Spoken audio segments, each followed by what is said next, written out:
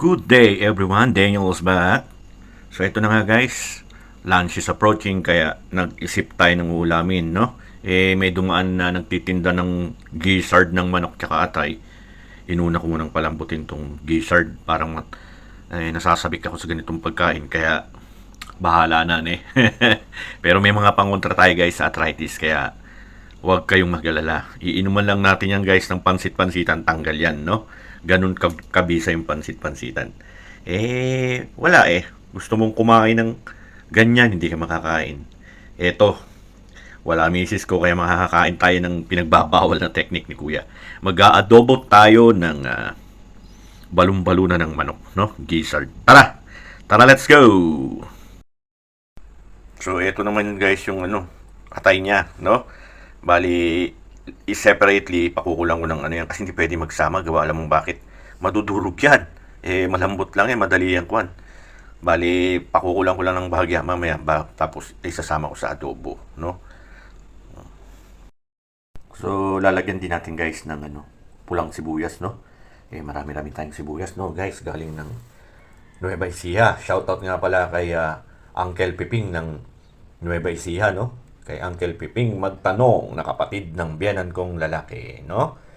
Magtanong clan, no? Birthday niya nga pala nung nakarang araw. Happy birthday no ulit. Sana dumami pa ang blessings na darating sa buhay mo. At kapag marami na, huwag mo kong kakalimutang tawagan. Thank you very much dito sa pulang sibuyas. Malaking bagay na rin to rito. Mahal dito sa bata ng sibuyas, guys. No? Ayan na, lalagyan natin guys yung pinakukulan natin ng balon-bulunan ng sibuyas para matanggal na yung lansa. Tara! So, this gizzard guys will be simmered until become soft and tender, no? Bago natin igigisa sa sibuyas bawang at gagawing adobo, no? And to be followed yung chicken liver.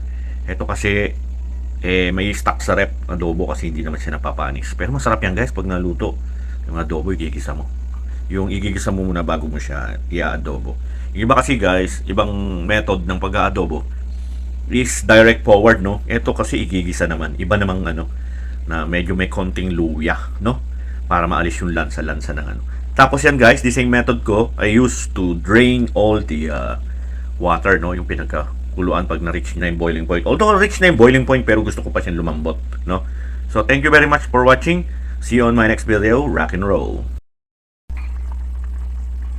So yun nga guys, no, after I determined and ensure na talagang malambot, di-drain na natin yung sabaw, no? Monti na nga, no? Medyo malambot na talaga. So for the sake of viewers na talagang nagsasabi tayo ng totoo, we'll be draining this off doon sa drain line, no?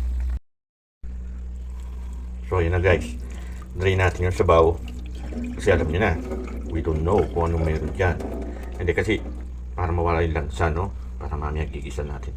Actually guys, pwede pala siyang isama na yung ibang tawag dun. Atay, hindi naman pala siya nadudurog. So may mali sa akin sa pantahan, no? Pero kasi I used to cook, mayroon din nadudurog na atay. And of course guys, dun sa sinabi ko kanina, separately rin natin itong pakukuluan, no? Kasi yung fear ko na pag nagsama sila ng gizzard habang pinakukuluan, sa haba guys nung pagpapakulo ng kwan, baka maturog. So separately natin siyang pakukulan. So the same procedure, we'll be putting onion to remove or lessen yung mga tinatawag na malansang amoy, no guys? Tara, let's go!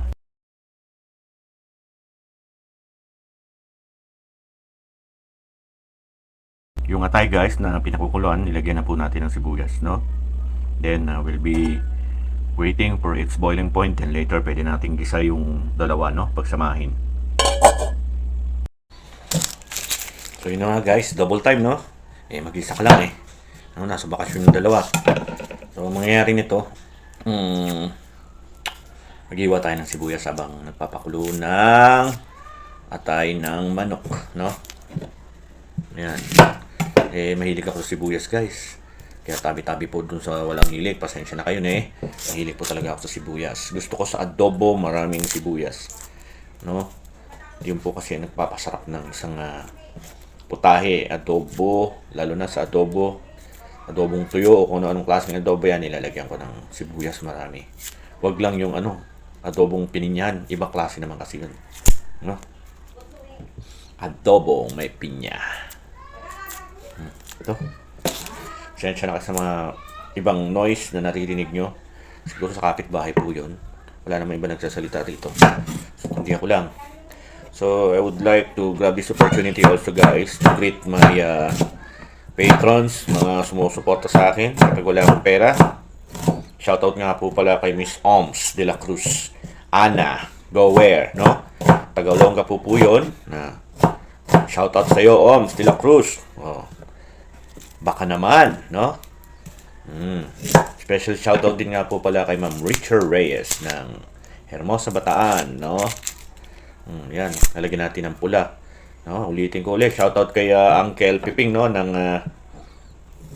Nueva Ecija. Salamat dito sa pinadala mong sibuyas. Ito ang gusto ko. 50 kilo lang ng sibuyas sa kanila. Imagine mo. No? Per kilo ng sibuyas sa kanila, 50. Kamura. Bakit? Anihan na ngayon, eh, no? Nagpadala rito ng 30 kilos. Hati-hating magkakapatid. No? Bali sa 1.5 30 kilos, i-divide nyo 50. Meron pang pasobra yun. Kasi iba po kasi pag bumili sa rekta, may pasobra. Tapos magdidikdik tayo ng bawang, no? Ito na guys, lalagyan natin ng bawang. Masarap yung adobo na may bawang tsaka daon ng laurel, no? So yan na guys, sa nakikita nyo, naka-ready na tayo. Later on, get set go na yan, no? All rice. Oh, eto na. Meron pa, nilalagyan ko minsan guys ng luya, no? Ewan ko if ilan sa inyo ay naglalagay din ng luya. Ito, natuklasan ko lang naman to guys. Dati hindi ako naglalagay ng luya. Parang meron mo siyang kakaibang lasa pag nilagyan mo din ng luya yung adobo. No? Nung nasa abroad ako, I used to buy or bought yung BB guys. Doon almost $11, isang buo. Bali, yun nga, pag nag-adobo ko noon, sabay-sabay, minsan nilalagyan kong tanlad tsaka luya. Ang sarap din ang kilalalabasan eh. Tapos isasalang ko sa slow cooker. Kaya minsan yung mga kasama ko sa bahay nagtataka bakit mayroong nangangamoy na adobo pero wala naman nagluluto sa kusina. Nilalagay ko sa ilalim ng kama. No? Pag gabi, pag natulog ako, nagluluto na mag-isa yan guys, slow cooker. Kasi pag doon, maraming nakaharang. Pag nabangga mo, mainit ang ulo eh. Lalo na pag ang housemate mo, babae. Medyo, alam mo na, masiselan yan. Mabangga mo lang, nakasibangot. O, yan na. Tara, let's go! So, ayan na guys. Sasalang na natin itong kawali. Papainitin muna natin, saka natin lagyan ng mantika eh. Kapag alam mong mainit na guys, maglalagay ka na ng mantika. Huwag naman masyadong marami dahil manok yun, no? Bali, hintayin mo lang din uminit. Saka mo igisa yung yung sibuyas bawang. Naka-ready na sila guys, no? Bali, yan na. Daming suka niyan guys, no? Maasim. Ayan sila. So, kapag mainit na at tumutunog na, lagyan na natin sila na bawang. Inuuna ko yung sibuyas. Bakit ka mo guys? Minsan kasi hindi pa naluluto gano'n yan eh. Oh. Kaya kailangan igisa muna natin ng properly sa mantika.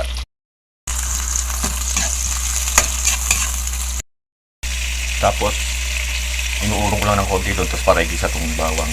No? So yan. Ang technique na to nakita ko kay Jeffrey Ramos. Kaibigan ko po yung sa abroad. Naging katrabaho. Naging kapalagayan ng loob. Hanggang ngayon nasa abroad pala. Shoutout nga pala kay Jeffrey Ramos. Ito tapos sa kanya isinasama yan. Nahuli ko yan ng paano magluto. Galing mga ako. Lalaking tao din magaling magluto. Tapos syempre sama ko na yung luya. Since wala si Mrs. yung pinagbabawal ng technique kailangan maanghang. I love that, no? Isa din guys, no? Isa-isa hanggang sa lumabas na yun. Ang purpose guys dyan ng luya para mabawasan yung lansa, no? Tsaka nagbibigay din ng kakaibang sarap. After na maiga na nga lahat guys, isasama na natin dyan yung no? Kaya natin siyang mag-isa sa kanyang mantika, no? Lumabas ang mantika niya. Yan, ganyan ako mag-adobo. So, hindi pa nakakaalam, medyo gayahin mo na lang so makapulot ka ng mabuti, tapo mo na sa no? Ayan, para manuot po yung lasa ng bawang at sibuyas doon sa balon-balunan, gizzard o liver. Hindi na lang karamaisip, balon-balunan na ba eh. So yan guys, Ha? Hintayin yung maiga, sabi nga. Pag maiga ng maayos yan, yung pakahalo, mandudurog yung atay. Yan lang. Takpan natin para lumabas yung kanyang katas, no? After a while guys, lagyan natin ng paminta. Oops, sobrang dami na.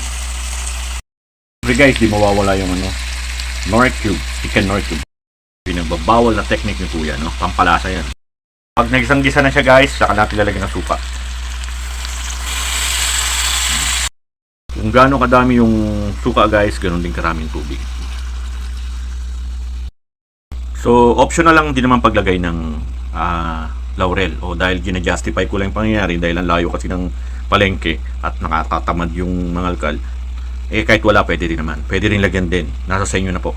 Tsaka yung paminta guys, durog ang napili ko dahil yun lang available. Kayo nakakita. Ang gusto ko kasi guys, yung buo, tas ako dinudurog. Durog naman na yun. So, ilalagay na natin tong toyo, no? Tantiameter lang ang purpose po kasi niyan guys, para hindi magmukhang malnourished yung niluluto natin at magkalasa at the same time, no? Later on, kapag hindi pa po iyan, wala pa pong lasa, lalagyan natin ng patis na asin, no? To taste. Hayaan po natin yan na mag-simmer down until maging soft and tender, no? Manuot po yung lasa ng suka.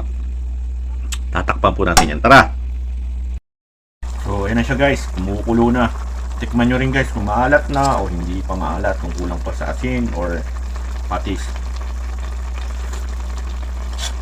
Sarap. Mas masarap pa sa adobo nila. Okay. Medyo matabang pero lagyan na natin ng patis. Oh, ayan na guys. Rayuma arthritis is waving. Tara, kain na tayo later on pagkasaing, no? Medyo tuyo na siya guys, no? Medyo patuyan ko lang ng konti. Pwede na. Sa mga gusto pang matuto ng iba pang sekreto, yan guys, kung sa tingin mo gusto pwedeng lagyan ng gusto maglasa ng konting barbecue, parang gano'n yung barbecue grill, lagyan mo ng konting pulang asukal, no? Kaya kung hindi ko nalalagyan ng asukal na pula kasi sobrang sarap na siya dahil marami siyang sibuyas. So, yun na nga guys. Later on, kain na tayo. Thanks for watching. See you on my next video. Rock and roll. Kain na tayo guys. No, samahan nyo akong kumain. Kain na tayo guys. Pananghalian na. No? Thanks for watching. See you on my next video. Rock and roll. Peace.